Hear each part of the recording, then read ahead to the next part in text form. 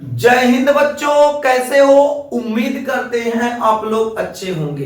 प्यारे बच्चों, आज का क्लास लेकर फिर आप सबके बीच उपस्थित हो गए हैं। आज के क्लास में हम लोग अध्ययन करने वाले हैं परिवार नियोजन, फैमिली प्लानिंग। सबसे पहले हम लोग समझते हैं फैमिली प्लानिंग क्या होता है, फिर इसकी आवश्यकताओं पर हम लोग विशेष तौर पे ध्यान देंगे। परिवार नियोजन अर्थात फैमिली प्लानिंग परीक्षा के दृष्टिकोण से अति महत्वपूर्ण है। इसलिए मेरे देश के नौजवान इस टॉपिक को आप अनदेखा ना कीजिएगा, बहुत ध्यान से समझिएगा। इस समझने की चीज है, एक बार आप समझ गए तो अपने शब्दों में एग्जाम में आप बेहतर लिख के आएंगे, बेहतर नंबर उठेगा, इतना आप भरोसा रखिए। अगर आप एक बार बेहतर समझ गए तो आप मान के चलिए एग्जाम में आपका बेहतर नंबर आने वाला है। तो परीक्षा के दृष्टिकोण से देखा जाए तो एक महत्वपूर्ण टॉपिक है। इस टॉपिक को हम लोग अनदेखा नहीं कर सकते हैं। सबसे पहले समझते हैं परिवार नियोजन क्या होता है, फैमिली प्लानिंग क्या होता है। हमारे देश की जनसंख्या लगातार बढ़ते जा रही है। इस जनसंख्या को कंट्रोल करने के लिए, कम करने के लिए कुछ प्लानिंग करना चाहिए। यही जिस प्लानिंग के तहत बच्चे के जन्म दर पर नियंत्रण पाया जाए, कम बच्चों को उत्पत्ति किया जाए, कम बच्चों को उत्पन्न किया जाए, इस प्लानिंग को फैमिली प्लानिंग के अंतर्गत रखा गया है। तो फैमिली प्लानिंग समझने से पहले इसकी परिभाषा पे हम लोग ध्यान देते हैं। एक लाजवाब परिभाषा बनाया गया है, मेरे देश के नौजवान परिभाषा को देखिए, उसके उपरांत फिर इसकी आवश्यकताओं को समझते हैं। तो सबसे पहले परिवार नियोजन आप लोग हेडिंग कर लीजिए जल्दी से, मेरे देश के नौजवान परिवार नियोजन आप लोग हेडिंग कीजिए। हो गया, चलिए अब हम लोग फैमिली प्लानिंग समझते हैं। तो सबसे पहले जल्दी से नोट कर लीजिए, उसके उपरांत फिर इस पे हम लोग बात करते हैं। तो लिखेंगे क्या? जनसंख्या, जनसंख्या, जनसंख्या, जनसंख्या वृद्धि, जनसंख्या वृद्धि को कम करने, जनसंख्या वृद्धि को कम करने के लिए, जनसंख्या वृद्धि को कम करने के लिए नियोजित नियोजित नियोजित तरीके से, नियोजित तरीके से संतानोत्पत्ति,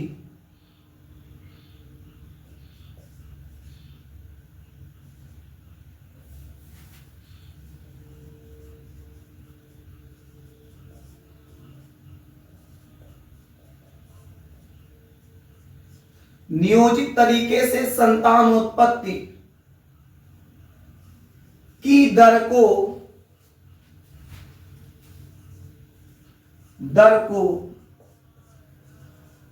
कम करने या कम करना परिवार नियोजन कहलाता है। परिवार नियोजन कहलाता है।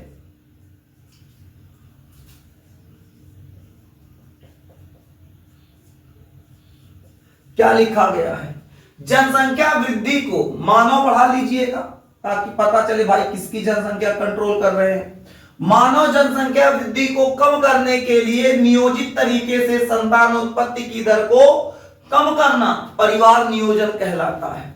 यानी जो मानव की जनसंख्या लगातार बढ़ रही है, उस जनसंख्या को कम करने के लिए हमको कुछ करना पड़ेगा।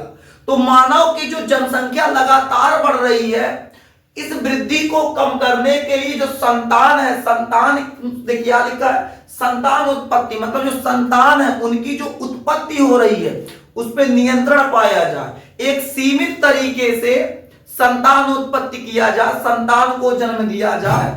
तो जिससे जब सीमित तरीके से संतान उत्पत्ति होगा तो कम बच्चे पैदा होंगे। जब कम बच्चे पैदा होंगे तो उससे क्या होगा? जनसंख्या नियंत्रित होगा। जब जनसंख्या नियंत्रित होगा तो इस मेथड के द्वारा क्या होगा बाबू? पूरे देश की जनसंख्या कंट्रोल हो जाएगी। तो इस तरीके को, इस मेथड को, इस प्रक्रिया को परिवार नियोजन कहेंगे। यानी एक ऐसी प्रक्रिया जिसमें संतान की उत्पत्ति पर नियंत्रण लगाया जाए, संतान की उत्पत्ति को कंट्रोल किया जाए, उसे हम लोग बाबू परिवार नियोजन के अंतर्गत रखेंगे। परिवार नियोजन कैसे होता है? एक दाम्पत्य है, दाम्पत्य का मतलब बाबू जो शादीशुदा लोग होते हैं, पति पत्नी होते हैं। अब एक पति पत्नी है, उनके पास 2 संतान है। अब वो क्या करेंगे, 2 संतान है तो उसको सीमित कर दे कि भाई अब 2 ही रहेगा, ये 2 पे हमारा गुजारा होगा, हम आगे संतान उत्पत्ति नहीं करेंगे। अगर यही विचारधारा पूरे देश की हो गई तो ऑटोमेटिक जनसंख्या नियंत्रित हो जाएगी, जनसंख्या को कंट्रोल किया जा सकता है। अब कोई समझेगा कि ये सब ईश्वर का रूप है, बाबू बच्चे ईश्वर का रूप होते हैं, ईश्वर दे रहा है तो कोई बात नहीं, 10-12 लड़की हमरे हो जाए, कोनो समस्या नहीं। तो बाबू इस कंडीशन में जनसंख्या बाबू धुआंधार बढ़ेगा, लगातार बढ़ेगा, तेजी से जनसंख्या बढ़ेगा। और जब तेजी से जनसंख्या बढ़ेगा तो देश में भूखमरी, बेरोजगारी, चिकित्सा संबंधी समस्या, स्कूल की समस्या, कई प्रकार की समस्या बाबू विकराल रूप धारण करके इस देश के सामने खड़ी हो जाएगी और आने वाली पीढ़ी का नस टूट जाएगा बाबू, कमर टूट जाएगा जनसंख्या कंट्रोल करते करते। इसलिए अभी जनसंख्या कंट्रोल करना अति आवश्यक है। तो जनसंख्या कंट्रोल कैसे किया जाएगा, पिछली क्लास में पढ़ाए और वहां जाके आप देख लीजिए, अच्छे समझ में आएगा। यहां हम लोग बात कर रहे हैं परिवार नियोजन। तो परिवार नियोजन क्या होता है? परिवार नियोजन में बताया गया मानव जनसंख्या वृद्धि को कम करने के लिए नियोजित तरीके से संतान उत्पत्ति की दर को कम करना परिवार नियोजन कहलाता है। परिवार नियोजन के अंतर्गत बहुत एक प्लानिंग चलती है कि बच्चे को जन्म कैसे दिया जाए। एक बच्चा हुआ है तो कितना समय पश्चात अगला बच्चे के लिए प्लानिंग किया जाए। जैसे किसी को अभी हाल फिलहाल में एक बच्चा हो गया, अब वो अगले बच्चे की प्लानिंग बाबू 4 साल पे करे। 4 साल बाद जब बच्चा 4 साल का हो जाएगा, उसका अच्छे से पालन पोषण होगा, जब वो थोड़ा समझदार हो जाए तब फिर अगले बच्चे की प्लानिंग कीजिए। ये नहीं कि एक लड़का पैदा हुआ है, अभी 1.5 साल के दूसरे के नंबर आ गया तो ये क्या होगा, जनसंख्या बाबू, इससे जनसंख्या कंट्रोल नहीं होगा बल्कि अनियंत्रित रूप से जनसंख्या बढ़ेगा। मेरे देश के नौजवान उम्मीद करते हैं परिवार नियोजन समझ गए होंगे। तो परिवार नियोजन क्या होता है? मानव जनसंख्या वृद्धि को कम करने के लिए नियोजित तरीके से संतान उत्पत्ति की दर को कम करना क्या कहलाता है? परिवार नियोजन कहलाता है, यह परिवार नियोजन के अंतर्गत आता है। अब परिवार नियोजन की बाबू कुछ आवश्यकताएं हैं, 2 मूल आवश्यकताएं हैं। इन आवश्यकताओं पर विशेष तौर पे आप ध्यान दीजिए। परिवार नियोजन की 2 आवश्यकताएं हैं। पहला हो जाएगा छोटा परिवार सुखी परिवार। छोटा परिवार सुखी परिवार, सुखी परिवार, छोटा परिवार सुखी परिवार पहला हो जाएगा। दूसरा हो जाएगा बाबू पालन पोषण का प्रभाव। पालन पोषण का प्रभाव। परिवार नियोजन की 2 मूल आवश्यकताएं आती हैं। पहला हो जाएगा छोटा परिवार सुखी परिवार, दूसरा हो जाएगा पालन पोषण का प्रभाव। अब कहेंगे सर ये छोटा परिवार सुखी परिवार क्या है, पालन पोषण का प्रभाव क्या है? दोनों को बाबू समझाते हैं। अगर यहां परिवार नियोजन आ गया, छोटा परिवार आपसे एग्जाम में पूछ लिया तो एक बार बाबू ऐसे सुन लीजिए, समझ लीजिए, अपने शब्दों में बाबू भर पेज पूरा लिखेंगे, पेजवा भर देंगे लिख के, बस थोड़ा सा समझिएगा। छोटा परिवार क्या होता है? मतलब ऐसा परिवार जिसमें परिवार के सदस्यों की संख्या सीमित हो, बहुत अधिक ना हो। जैसे एक दाम्पत्य है, पति पत्नी, वो 2 लोग, उनके 2 या 3 बच्चे, तो छोटा परिवार के अंतर्गत आएगा। लेकिन एक दाम्पत्य है, पति पत्नी, और उनके 10-12 लड़के हैं, तो वो छोटे परिवार के अंतर्गत नहीं आएगा। छोटा परिवार होगा तो उससे क्या फायदा होने वाला, इस पे ध्यान दीजिएगा। अगर छोटा परिवार होगा तो जो कमाने वाला व्यक्ति है, जो परिवार को चलाने वाला व्यक्ति है, वो आराम से कम पैसों में, कम खर्च में लोगों को अच्छे से क्या कर पाएगा, भोजन दे पाएगा, अपने परिवार को शुद्ध अच्छा भोजन दे पाएगा। बढ़िया कपड़ा पहना पाएगा, अच्छे स्कूल में उनको प्रवेश करा पाएगा, अच्छे से उनकी शिक्षा दिलवा पाएगा, कई प्रकार की उनको सुविधाएं दे सकता है छोटे परिवार के लिए। लेकिन जब वही बड़ा परिवार हो जाएगा तो कई प्रकार की समस्याओं का सामना उस दाम्पत्य को करना पड़ सकता है। अगर बड़ा परिवार हो गया तो बाबू छोटे के पास पैंटवा नहीं रहेगा, बड़े के पास शर्टवा नहीं रहेगा, कोनो पैंटवा पहन के दौड़ेगा, कोनो शर्टवा पहन के दौड़ेगा। कोई बच्चा तबीयत खराब हो जाएगा, पैसा ना होने के कारण परेशान रहेगा। माता जो होगी लगातार बच्चों के सेवा में एकदम विलीन हो जाएगी, हमेशा इसका जो छोटका लड़का नेटा साफ करके तब तक उससे छोटका जो है उस शौच कर दिया, उसको धो के आए तब तक खाना बनाना है। और माता बाबू क्या करेगी, 10-12 बच्चे जिनके होंगे, 8-10 बच्चे होंगे, बड़ा परिवार होगा, उसमें क्या हो जाएगी, जो माँ होगी लगातार बाबू मेहनत करेगी, जिससे उसका स्वास्थ्य बिगड़ जाएगा। और जब माँ का स्वास्थ्य बिगड़ेगा तो बच्चों का देखभाल करने वाला कोई नहीं होगा, उस स्थिति में बच्चों का भी स्वास्थ्य बिगड़ जाएगा। अब बाबू इससे क्या होगा, परिवार को एक बड़ी मुसीबत का सामना करना पड़ सकता है। इसलिए बड़ा परिवार जो होता है कभी कभी क्या होता है, कई समस्याएं लेके आ जाता है। इसलिए क्या होता है, छोटा परिवार को बेहतर माना गया है, क्योंकि कम आमदनी में परिवार का भरण पोषण आसानी से चलाया जा सकता है। अगर छोटा परिवार रहेगा तो आप अच्छे से भोजन दे पाएंगे, लेकिन बड़े परिवार में ये समस्या आएगी, भोजन की समस्या आ सकती है। बड़ा परिवार होगा तो वहां पर क्या होगा, पूरे परिवार को शुद्ध आहार नहीं मिल पाएगा। आज चटनी भात खा के सो गए तो बिहान रोटी सब्जी दाल चावल खाएंगे, अगले दिन भूखे सोएंगे। जबकि छोटे परिवार में ये सब समस्याएं नहीं आती हैं। इसलिए भारत सरकार ने छोटे परिवार को ज्यादा अहमियत दिया है। भारत सरकार छोटे परिवार पे ज्यादा जोर दे रहा है, बड़े परिवार पे उतना जोर नहीं दिया जाता है। छोटा परिवार होगा तो उनका पालन पोषण बेहतर होगा, बड़े परिवार में पालन पोषण पर प्रभाव जाएगा।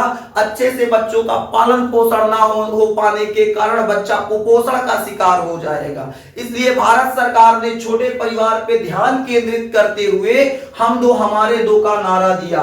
तो भारत सरकार ने, मेरे देश के अच्छे बच्चे, भारत सरकार छोटे परिवार को, भारत सरकार यहां लिख देते हैं, भारत सरकार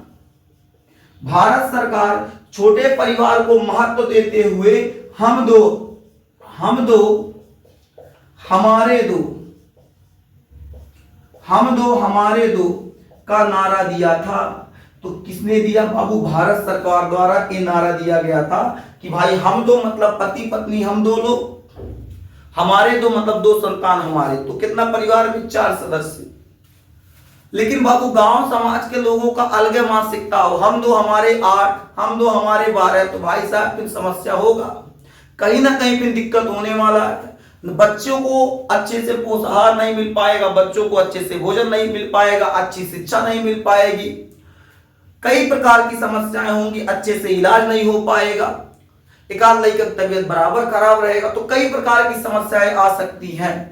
इसलिए छोटे परिवार पे बहुत विशेष तौर पे ध्यान दिया गया। तो परिवार नियोजन में क्या बताया गया, जो परिवार नियोजन की आवश्यकता है, पहली आवश्यकता है छोटा परिवार सुखी परिवार, दूसरा है पालन पोषण का प्रभाव। भारत सरकार जो है, भारत सरकार छोटे परिवार को बढ़ावा देते हुए हम दो हमारे दो का नारा दिया।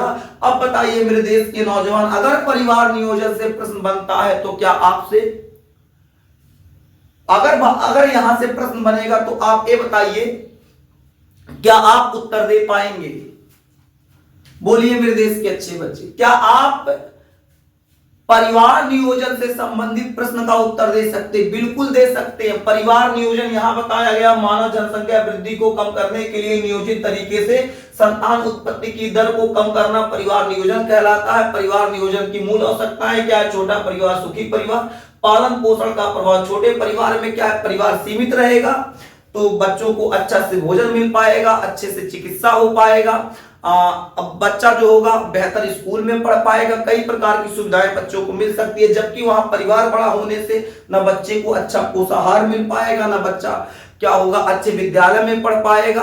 बच्चा, अगर किसी बच्चे का क्या होता है स्वास्थ्य खराब हो जाता है तो अच्छे से चिकित्सा सुविधा नहीं मिल पाएगी। परिवार में हमेशा कलह का माहौल बना रहेगा, कई प्रकार की समस्याएं आ सकती हैं। बच्चे के पालन पोषण पर भी प्रभाव पड़ेगा। अच्छा आहार ना मिल पाने के कारण बच्चा कुपोषण का शिकार हो जाएगा। जबकि छोटे परिवार में होता क्या है, बच्चे को अगर अच्छा भोजन मिलेगा तो क्या होगा, स्वस्थ भोजन मिलेगा, बेहतर भोजन मिलेगा तो बच्चा क्या होगा, स्वस्थ होगा, तंदुरुस्त होगा, बेहतर होगा। अच्छा उसका मानसिक विकास बेहतर होगा, वो आगे चल के चीजों को बहुत तेज सीखेगा। जबकि बच्चा जो कुपोषण का शिकार होगा वो अच्छी तरीके से चीजों को सीख नहीं पाएगा। ये होता है बाबू अंतर। हम उम्मीद करते हैं कि आप लोग यहां से अगर प्रश्न आ जाए तो मां कसम बना लोगे। बोलिए मेरे देश के अच्छे बच्चे, क्या यहां से प्रश्न आएगा, बन जाएगा, बनेगा? बिल्कुल बनना चाहिए। उम्मीद करते हैं आपको यहां तक समझ में आ गया। अब हम लोग बाबू परिवार नियोजन से अब आगे बढ़ते हैं। अभी हम लोग परिवार नियोजन की आवश्यकता समझे, अब हम लोग समझेंगे परिवार नियोजन की विधियां। आज थोड़ा सा काम है, कुछ जरूरी काम है, इसलिए बाबू क्लास को छोटा रखेंगे। फिर मिलेंगे आपसे अगले क्लास में। अगला क्लास फिर अपने ही समय पे लगेगा। तो मेरे देश के नौजवान आज बस यहीं तक, फिर मिलेंगे आपसे अगले क्लास में। तब तक के लिए जय हिंद।